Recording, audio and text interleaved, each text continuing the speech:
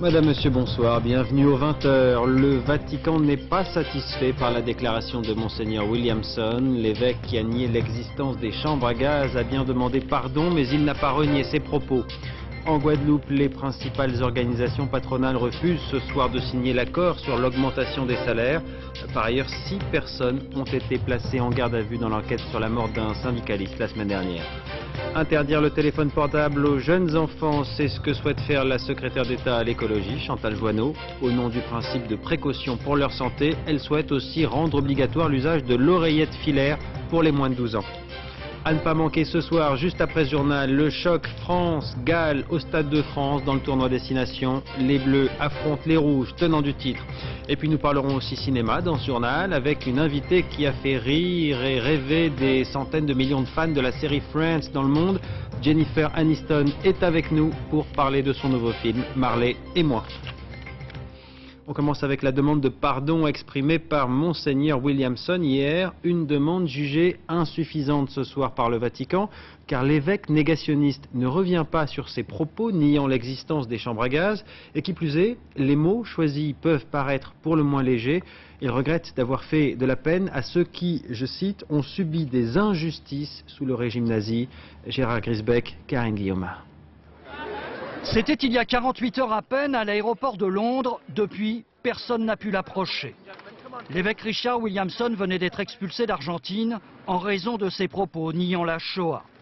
Mais même s'il ne se montre plus, il nourrit toujours la polémique. Exemple, hier sa lettre d'excuse visait à apaiser les esprits, elle n'a fait qu'accroître le scandale. J'ai seulement exprimé une opinion de quelqu'un qui n'est pas un historien. Et il ajoute... Je peux dire sincèrement que je regrette d'avoir fait ces remarques pour les survivants et les familles des victimes de l'injustice sous le Troisième Reich. Comme si la Shoah n'était qu'une injustice. Pour le Vatican, le compte n'y est pas. Son porte-parole considère qu'il ne s'agit pas d'une vraie lettre d'excuse. La déclaration de l'évêque Williamson ne semble pas respecter les conditions. Il devait prendre dans une façon publique les distances de ses positions au regard de la Shoah. En France, les représentants de la communauté juive ont réagi très vivement. Qu'est-ce que c'est, M. Williamson? D'abord, c'est un cinglé. Je vous dis le terme brutalement, c'est un cinglé. C'est un négationniste, c'est un antisémite. Sur le plan moral, alors là, je dirais que c'est un criminel. L'affaire Williamson continue donc de nourrir une crise, y compris au sein de l'Église. Mais elle pourrait avoir aussi des suites judiciaires, puisque dans plusieurs pays européens, dont la France, les propos négationnistes sont condamnés par la loi. C'est ce que vient de rappeler la Commission européenne. Barack Obama l'avait promis pendant sa campagne, ce sera un peu plus long que prévu, mais il n'y aura plus un seul soldat américain en Irak à la fin de l'année 2011. Le gros des troupes sera, lui, parti pour l'été 2010. 6 ans après les premières frappes sur Bagdad, le président américain a donc officiellement annoncé tout à l'heure son calendrier de retrait. Martine Laroche-Joubert. Barack Obama, ici ce matin sur la base de Marines de Camp-le-Jeune, en Caroline du Nord, vient détailler son plan de retrait d'Irak. Opposant de la première heure à la guerre, Barack Obama concrétise aujourd'hui une promesse de campagne. Aujourd'hui, je viens vous expliquer comment la guerre en Irak va se terminer. Le 31 août, toutes les missions de combat en Irak s'arrêteront. En accord avec le gouvernement irakien, j'ai l'intention de retirer toutes les troupes américaines d'Irak à la fin de 2011.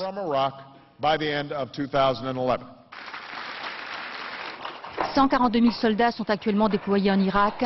L'essentiel des troupes devrait donc se retirer dans 19 mois. 35 à 50 000 hommes resteraient sur place pour former les forces irakiennes et mener des missions de contre-terrorisme, un nombre trop élevé selon certains démocrates. Mais ce matin, Barack Obama s'est aussi touché la corde sensible. Nous allons augmenter les salaires des militaires.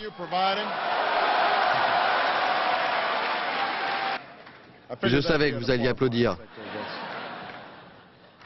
Pour financer l'effort de guerre en Irak et en Afghanistan, le président devrait demander 200 milliards de dollars au Congrès.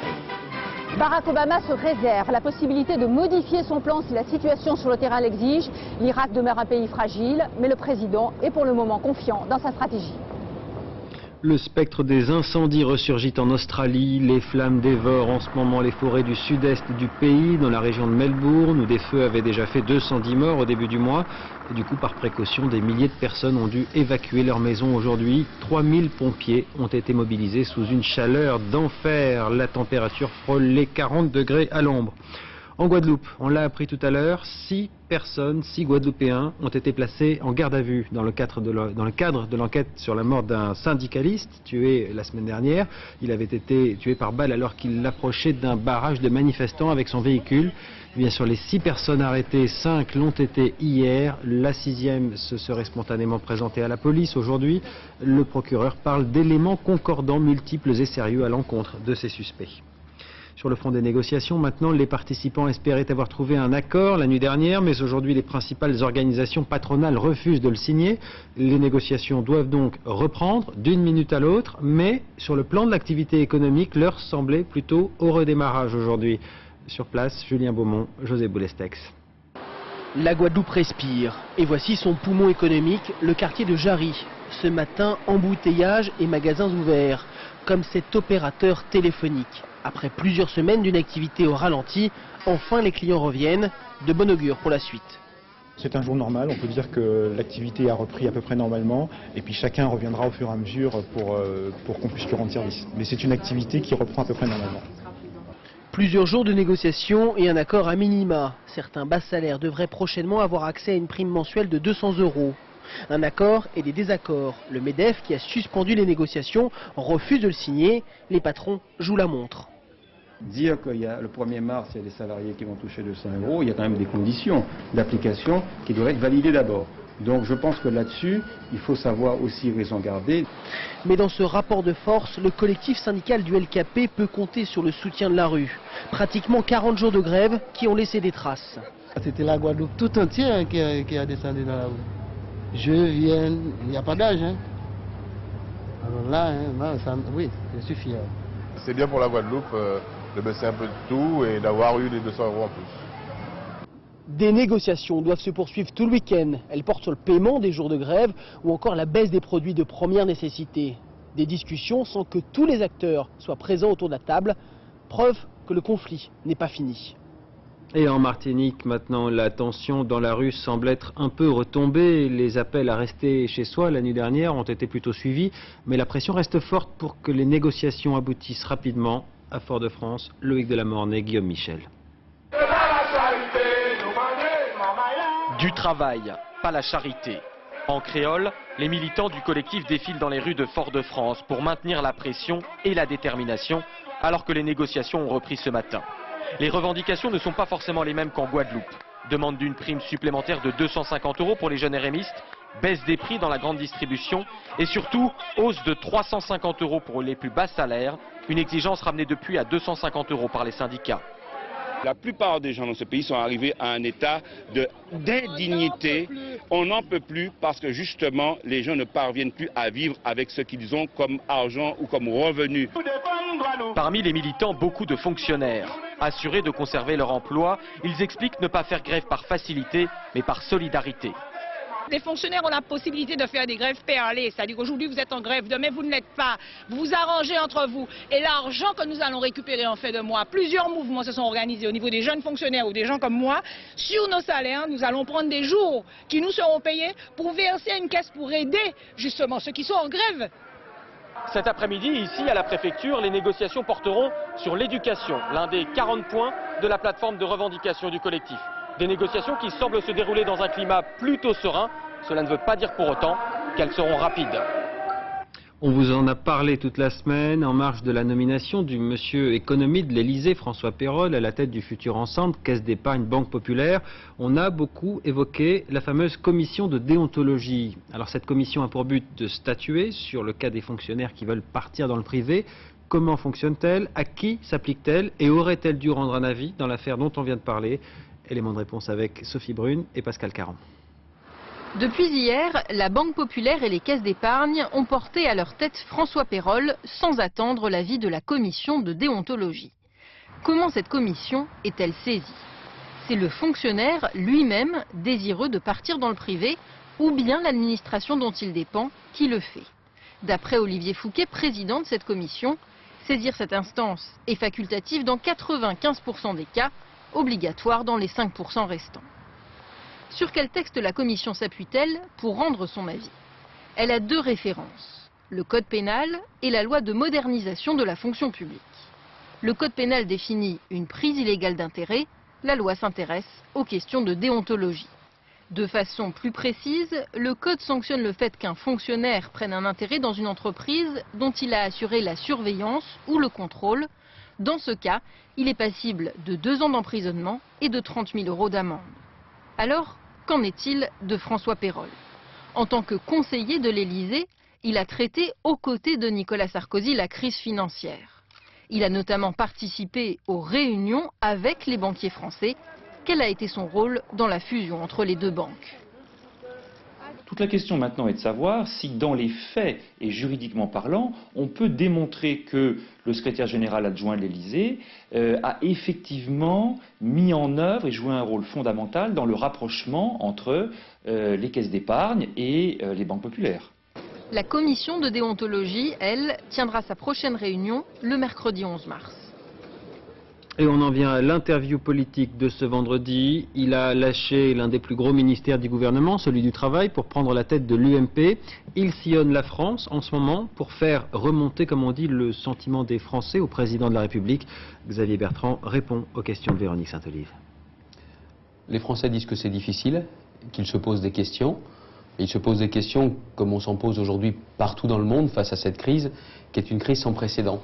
Et surtout, ils veulent qu'on leur explique. Ils veulent qu'on leur explique bien ce qui s'est vraiment passé, cette planète financière qui marchait sur la tête, ce qui est en train de se passer en matière économique et surtout ce qu'on est en train de faire. Alors justement, le président de la République annonce des mesures, les milliards valsent. Comment est-ce que vous pouvez répondre à ce tournis-là? C'est vrai que la crise nous a rattrapés. Plus tard que les autres, elle nous rattrape moins que d'autres pays, mais elle est là, cette crise. Plus que la consommation, c'est sur l'activité et sur l'emploi qu'il faut mettre tous les moyens. C'est notre ligne de conduite et je suis persuadé que c'est la bonne ligne de conduite, même si en ce moment il faut être à l'écoute de tout le monde. Alors est-ce qu'on va vers un État qui va être de plus en plus interventionniste? Il faut un État qui investisse pour protéger nos entreprises, un État qui investisse pour protéger l'emploi et un État qui puisse être présent quand il le faut.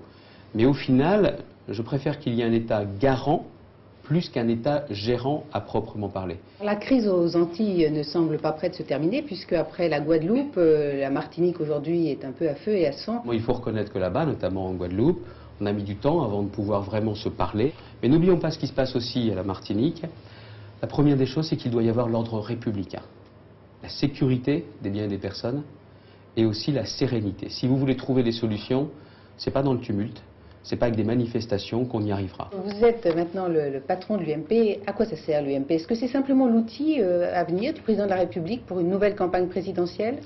C'est pas seulement en 2012 que le rendez-vous sera important pour l'UMP. L'UMP a vocation à accompagner le changement et a vocation aussi à être aux côtés du gouvernement, c'est vrai, mais aussi à être devant le gouvernement, avoir des idées d'avance, parfois des idées qui dérangent, mais à faire bouger les choses. Jamais, jamais nous ne serons le parti, nous, du statu quo. Jamais. En ces temps de crise, on parle souvent de la situation dans les villes, mais qu'en est-il à la campagne? Vous allez voir que derrière la carte postale d'une vie au grand air, il y a une autre réalité. Un chiffre pour s'en convaincre, plus de la moitié des foyers qui vivent en milieu rural gagnent moins de 1 000 € par mois. Un point positif cependant, la solidarité, elle semble plus présente que dans les villes. C'est le grand format de ce vendredi, il est signé Karine Komadzi et Frédéric Bonne. Dans la Creuse, quand on parle recensement, l'un des chiffres évoqués, c'est 4 vaches pour un habitant. Alors vous pensez bien qu'à Magny-à-l'Étrange, 2 familles avec enfants qui s'installent, c'est bon pour l'école du village. Linda a quitté la ville pour la campagne, Paris pour Magna, mais avec son mari et ses 5 enfants, ici comme là-bas c'est le RMI. Bonjour ma chérie. La précarité existe aussi à la campagne? Oui, mais elle est peut-être plus agréable à vivre. Ne serait-ce par le décor, quoi. Voir les arbres, les oiseaux, les animaux, les voir courir dans le jardin avec les chiens, les chats. En venant à Magna, Linda et sa famille n'ont pas plus de revenus, mais moins de tentations et surtout une proximité. 2 paquets de gâteaux, voilà. Avec Denise l'épicière par exemple, qui accepte les arrangements. Linda, elle est au 9 janvier. J'ai confiance en elle. Et puis elle me règle tous les mois quand elle a touché ses allocations. Le mari de Linda suit une formation de mécanicien. Mais avant de trouver un emploi dans un garage du coin, la famille se serre la ceinture. C'est surtout pour tout ce qui est vraiment nécessaire. C'est-à-dire que quand je ne peux pas faire entrer de fioul et que mes enfants ils ont froid, là je me sens précaire là. Et c'est déjà arrivé ici. Et là, voilà, là on est obligé d'aller voir l'assistante sociale, de ravaler sa fierté et de demander de l'argent. Ça c'est... Le feu a dû se déclarer là, sûrement. L'assistante sociale, Pierre Carré, n'aurait jamais cru devoir un jour aller la voir. Et pourtant, après l'incendie de sa scierie, l'argent de l'assurance n'a pas suffi. Vraiment, pour appeler au secours, moi, il a bien fallu attendre la fin de l'année. Ouais. Et puis, il y a une assistante sociale, il m'a dit, vous avez la seule chose que vous avez à faire, c'est demander le RMI. Quoi. Ça fait mal, ça? Ah bah, bien sûr que ça fait mal, on ne pense pas qu'on peut venir si bas. Au dos de la carte postale campagnarde, la réalité est dure. 50% de la population en milieu rural gagne moins de 1 000 € par mois, contre seulement 10% de la population dans les villes. Dans la Creuse, pour avoir un emploi, il faut se le créer. C'est ce qu'a décidé de faire Sébastien, c'est ce que lui a permis cette association de microcrédit. Donc le prêt s'est mis en place. C'est impeccable. Donc. Sébastien a trouvé ici les 5 000 € que les banques lui refusaient. On lui a fait confiance à lui et confiance dans sa petite activité qui va lui permettre de vivre. Parce que si il n'y a plus d'activité en zone rurale, il n'y a plus de vie dans les villages. Et la vie à Magny-à-l'Étrange, c'est l'auberge qui va enfin rouvrir. Sébastien et son oncle sont cuisiniers. Ils sont venus de la Corrèze voisine pour répondre à l'annonce. Village, 238 habitants, cherche gérant pour auberge. Bon, moi, j'aurais pu avoir l'occasion sur Brive d'ouvrir une sandwicherie, mais bon, c'est de la cuisine rapide. C'est pas le type de cuisine que je fais moi. C'est quand même en termes de revenus. C'est pas Magny-à-l'Étrange n'est pas un coin pour faire fortune. Magny-à-l'Étrange est un coin à faire revivre le village. Paulette, 85 ans, est contente de voir l'auberge rouvrir. Mais la patronne du bar tabac et ses clients savent ce que l'auberge a coûté à la commune. Plus d'1 million d'euros pour acheter les murs et le fonds de commerce. Même pas les emplois, c'est un petit peu les contribuables qui payent aujourd'hui le restaurant. Donc c'est un village sous perfusion? Oui, comme il y en a beaucoup, il y en a même qui sont même plus perfusionnés puisqu'ils ont tout laissé tomber. Donc il n'y a plus d'école, il n'y a plus de commerce, il n'y a plus rien. On est encore un village qui vit. Un commerce, un emploi, un habitant, Magny retient son souffle pour maintenir un équilibre précaire. Il est 20h15, à suivre les bêtes d'exception du Salon de l'Agriculture avec le palmarès des animaux primés. La belle du cinéma américain en tête au box-office. Là-bas, Jennifer Aniston, ex-Friends, est notre invitée. Et puis les belles bêtes du stade avec en rugby le choc France-Galles dans le tournoi Destination. Nous serons en direct du Parc des Princes. Mais tout d'abord, notre question conso de la semaine. Faut-il, pour leur santé, interdire le téléphone portable aux plus jeunes et imposer aux autres le port de l'oreillette filaire? Oui, répond aujourd'hui la secrétaire d'État à l'écologie, Chantal Joanneau, qui, au nom du principe de précaution, souhaite prendre les devants. Gilles Marinet, Tristan Lebras. Allô maman, ça va? Oui. Après les adolescents, les petits. Le téléphone portable est entré dans l'univers des bambins. Le problème, c'est que leur cerveau, en phase de développement, est beaucoup plus perméable aux ondes électromagnétiques que celui des adultes. La secrétaire d'État à l'écologie propose donc d'interdire l'utilisation au moins de 6 ans. Par prudence, on peut se dire, autant éviter d'avoir un téléphone portable pour ces enfants-là, autant avoir un petit dispositif de sécurité ou d'alarme pour les parents s'ils ont vraiment envie de savoir, mais pas de téléphone portable. Autre disposition, toute publicité pour des portables destinés aux moins de 12 ans serait interdite. Enfin, obligation dès 6 ans d'utiliser, comme le font déjà certains adultes, une oreillette munie d'un fil. Première réaction chez les jeunes gens. J'en ai une chez moi, mais je la mets pas, pourquoi? C'était un cadeau, je la prendrais, mais sinon non. Si ça se met à la mode, oui, ou si tout le monde en a, d'accord, mais si personne en a, c'est pas la peine. Bah, du moment que je peux téléphoner, c'est bon. C'est énervant de porter une oreillette tout le temps. Moins énervés par la dite oreillette, les parents, eux, sont globalement d'accord. Au nom de la santé, bien sûr, mais avec quelques nuances. On ne sait pas trop quelles sont les conséquences, donc dans le doute, moi je pense qu'effectivement c'est une bonne mesure. C'est peut-être une bonne chose, mais bon, pas tellement applicable à mon avis. Je suis pas sûr qu'à 12 ans, on ait le réflexe ou la volonté de mettre cette oreillette. Donc, je sais qu'aujourd'hui il a un téléphone portable, qu'il n'a pas d'oreillette, qu'il n'en a jamais eu. Je préconise plutôt d'utiliser le téléphone au minimum et plutôt en SMS s'il y a besoin. D'importantes études sont en cours. Pour l'instant, aucune relation entre les ondes émises par des portables et des maladies chez l'utilisateur n'a été établie avec certitude. Mais les scientifiques sont d'accord sur une chose, le principe de précaution doit s'appliquer. Et puis décidément, trop de technologie parfois peut nuire. Des dizaines de milliers de clients de la BNP risquent d'avoir de drôles de surprises s'ils consultent leur compte aujourd'hui ou demain. En raison d'un problème informatique, près de 600 000 opérations ont été effectuées en double, voire en triple, ce qui est un peu embêtant lorsqu'il s'agit d'un débit. La direction de la banque affirme que le problème a été réglé en cours de journée et qu'il n'aurait pas de conséquences pour ses clients. Elles n'ont pas eu de problème de bug. Comme chaque année au Salon de l'Agriculture, tout ce que l'on demande aux bêtes, c'est d'être belles. Leurs propriétaires rêvent tous de décrocher un prix au fameux concours général agricole. L'enjeu est important. Il s'agit de récompenser l'excellence de nos éleveurs. Un reportage, Perrine Bonnet, David Fossard. Un bon coup de peigne pour donner du volume.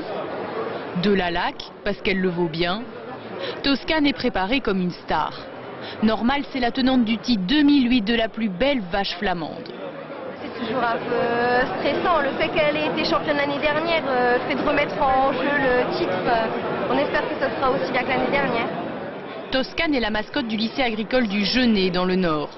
Pour ses élèves, remporter le concours agricole serait un beau début de carrière. Les juges hésitent, la tension monte. En attendant le verdict, petit tour d'horizon des animaux déjà champions. Le plus gros, le taureau rouge des prés. Son nom c'est Super, son poids 1,6 tonnes. La plus raffinée, la poule noire à huppe blanche. C'est une volaille essentiellement décorative. Je peux la prendre sur la main sans aucun problème, alors qu'une volaille ordinaire serait déjà envolée. Championne aussi Daisy, premier prix des cochons basques. Et oui, Rintintin, on ne t'avait pas oublié. Grand vainqueur du trophée de l'âne. Comme c'est un reproducteur, oui, ça risque de l'aider à trouver des fiancés. Retour au concours de Toscane. Raté. Le titre revient cette année à sa rivale de toujours, Ovorite. Petite déception, mais Toscane repart quand même avec une médaille, et pas la moindre, celle des plus belles mamelles 2009. Cinéma maintenant avec l'héroïne de la série culte Friends, Jennifer Aniston, qui nous revient sur grand écran et qui est avec nous ce soir sur ce plateau. Bonsoir. Bonsoir. Vous êtes venu avec votre partenaire dans le film, Owen Wilson. Bonsoir. Good evening. Alors c'est encore une histoire de couple, un couple avec Owen, mais aussi un couple avec un labrador. Et ça fait une grosse différence. Le labrador s'appelle Marley. Marley et moi, c'est le titre de cette nouvelle comédie. On regarde ce qu'en a pensé Marie Jojon et puis on en reparle juste après. Ça sent pas vraiment le 4 étoiles. Une petite surprise d'abord. Ils viennent de se marier. Elle veut un enfant, il n'est pas vraiment prêt. Alors pour retarder l'échéance, une idée, offrir à son épouse une adorable petite chose apparemment inoffensive. Ils sont adorables, oh là là. Bonjour les bébés. C'est toi que j'avais choisi de toute manière. Tu le dis à personne, hein, tu le dis pas aux autres. Une catastrophe en fait, nommée Marley, qui va rythmer de ses exploits souvent peu glorieux mais tellement drôles, la vie d'un couple devenu au fil des ans parent de 3 enfants. Marley, sors. Chérie, c'est pas ce qu'il y a. Non, crois-moi, il le sait. Les joies de la famille, la crise de la quarantaine, les rêves sacrifiés, 14 ans d'une vie passée au crible d'une vision canine très pertinente. Le regard de ce chien, sa joie de vivre, rappelle aux gens à quel point la vie est fugace et comme il est important de profiter de chaque instant de son existence. Un chien ne peut avoir qu'un seul maître. Lequel de vous deux a la nature la plus autoritaire au sein de votre couple? Bon ben, je vais m'asseoir par ici pour l'instant. J'en étais sûr. Des acteurs et des chiens, 22, auxquels Jennifer et Owen ont dû s'habituer, un couple soudé envers et contre le labrador. Comment est-ce que je t'ai eu? Pardon? Oui, c'est vrai, comment j'ai pu avoir autant de chance? Eh bien, vois-tu, on me pose cette question sans arrêt. Une comédie qui va au-delà des aventures d'un chien fou, n'hésitant pas à aborder le thème de l'amour au quotidien et comment l'entretenir au fil des années. L'idée du film, ça serait de dire, finalement, on vous ment sur le bonheur avant qu'on ne commence notre vie? Ce que je dirais, c'est que toute l'histoire et toute la trame de ce film, c'est de dire que parfois on a des grands projets, on a tous ces rêves, ces projections au début d'une histoire, et puis bon, après la vie on décide autrement parfois et c'est pas toujours conforme à vos attentes initiales. Donc c'est vraiment ce que j'adore dans ce film, c'est voir se dérouler les 15 ans de la vie de ce couple qui va grandir côte à côte à mesure que ça grandit la famille. Et puis il y a ce chien là qui est toujours là en toile de fond. Et on voit ce couple qui voit évoluer ses rêves et il faut y renoncer parfois. Et qui renonce effectivement quand même à certains rêves. C'est comme ça que vous voyez la vie en avançant, il faut renoncer à ses rêves, à ses idéaux? Vous, Jennifer Aniston, personnellement, vous pensez ça? Il y a un moment où il faut trancher, on ne peut pas toujours tout faire à fond, je dirais qu'il faut parfois choisir. Sauf dans notre métier, nous on a vraiment beaucoup de chance, parce que nous on ne va pas au bureau tous les matins, 9h-17h. On a ce luxe, nous, d'avoir une vie où on peut mener sa vie de famille tout en ayant une vie professionnelle en même temps. Owen, on a le sentiment dans le film que plus vous avancez et plus vous regrettez d'avancer. Choisir dans la vie, c'est renoncer?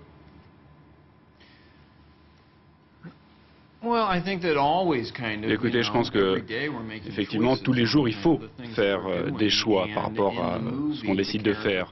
Et dans le film, le personnage, eh bien, ce fameux Sébastien, eh bien, c'est mon ami, et lui, il mène la vie, alors que moi, la vie que je voudrais mener, alors que moi, je suis marié, etc. Et je vois que lui arrive des choses passionnantes, exaltantes, il s'amuse, il rencontre des gens, etc. Et puis, il y a toujours effectivement ces choix qu'il faut faire au bout du compte sur ce qu'on fait de sa vie. Et évidemment, il y a des avantages et des désavantages. Alors Jennifer, pour les Français, vous restez la voisine de palier idéal, entre guillemets, de Friends.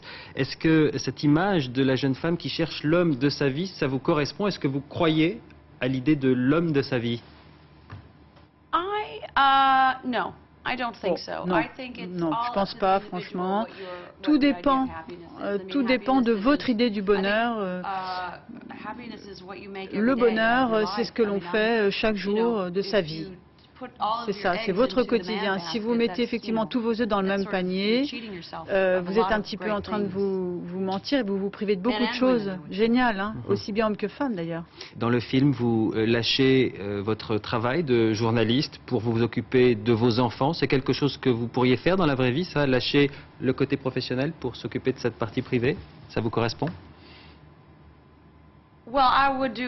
Alors, moi, tout dépend de ce que m'impose la vie à un moment donné. C'est pas vraiment une question de se dire est-ce que je vais devoir sacrifier ma vie personnelle, mon foyer pour ma vie professionnelle. Non, ça ne se pose pas en ces termes. Ce que je pense, en fait, c'est que on peut tout faire à la fois. Une dernière question, on ne le sait pas forcément, mais vous peignez avec du talent parce qu'à 11 ans, vous avez été exposé au Metropolitan Museum à New York. Qu'est-ce que vous avez fait de ce talent aujourd'hui? That's exactly true. Oui, mais c'est rigoureusement vrai. D'ailleurs, j'avais toujours un petit coin au bureau où j'ai pu travailler à la maison, mais j'adorais dessiner, peindre. Non, mais j'ai pris des cours, je me souviens, pour dessiner des nus, mais c'était un peu dur parce que j'avais cet homme de 65 ans, nu comme un verre, c'était un peu rude pour moi, j'avoue. En tout cas, c'est le message du film, c'est de dire que quand on a des envies, quand on a peut-être des talents aussi, il faut aller jusqu'au bout et très vite parce qu'on ne sait pas quand ça s'arrête. Voilà, on n'en dira pas plus. Merci Jennifer Aniston. Merci. Merci Owen. Merci et bon retour. Et justement, comme nos deux acteurs mènent leur passion à fond, cette interview a dû être enregistrée pour des raisons d'agenda surchargé.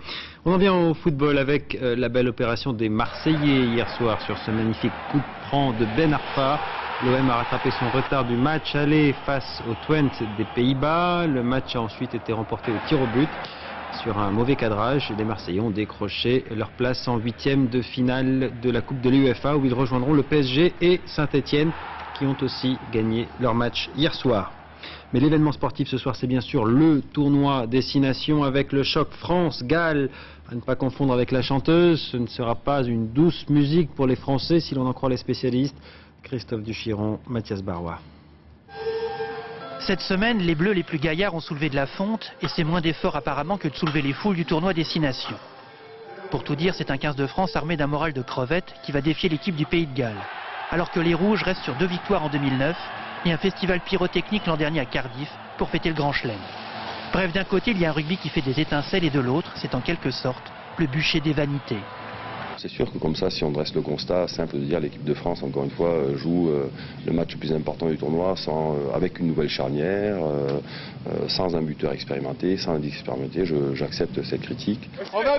À défaut d'être en haut, l'équipe de France fait débat et ça finit par faire désordre. Face à la meilleure formation de l'hémisphère nord, les Bleus joueront donc sans buteur de métier, mais avec une nouvelle paire de demi, une nouvelle paire de centres, tout ça pour éviter la paire de gifles. Je pense qu'il y a possibilité de prendre du plaisir et de s'imposer, même si ça peut paraître compliqué.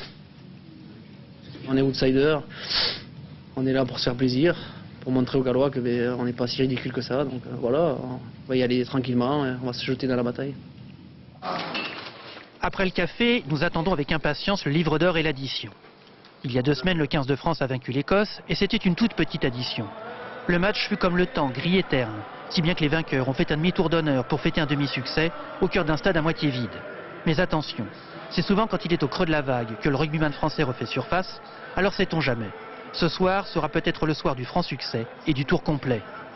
Allez, match à suivre en direct du Stade de France sur France 2 bien sûr, juste après ce journal. Pour le commenter, Fabien Galtier. Un petit mot Fabien sur l'état d'esprit de nos joueurs. Face à un tel adversaire, on dit en rugby qu'il faut avoir la sainte trouille pour créer le miracle. Vous l'avez senti cette sainte trouille il y a à quelques minutes du coup d'envoi? Oui, bonsoir. Je les ai croisés dans le couloir il y a peu de temps et j'ai vu des visages tendus, j'ai vu des rictus synonymes de forte pression. Je crois que les joueurs sont prêts à se battre, sont prêts à aller au combat. On dirait effectivement Fabien. Fabien, un pronostic pour ce match, cette composition qui a été un petit peu discutée, on va dire. Écoutez, tous les critères d'analyse rationnelle donnent les Gallois vainqueurs. Meilleurs sur le plan collectif, meilleure organisation, plus grand nombre d'individualités. Mais je crois que les Français justement sont capables de renverser des montagnes lorsqu'ils sont poussés au bord du précipice. Alors je vais me mouiller, je vais parier ma montre, je vais dire 1 point d'écart pour la France. Voilà. Merci Fabien. 29. Merci. Et puis on vous retrouve dans quelques minutes pour les commentaires. En attendant, voici la météo complète avec Nathalie Riouet. Demain et pour tout le week-end, vous retrouverez Marie Drucker pour les journaux. On se quitte sur les images du Stade de France en direct à quelques minutes donc du coup d'envoi. Bon match et bonne soirée sur France 2.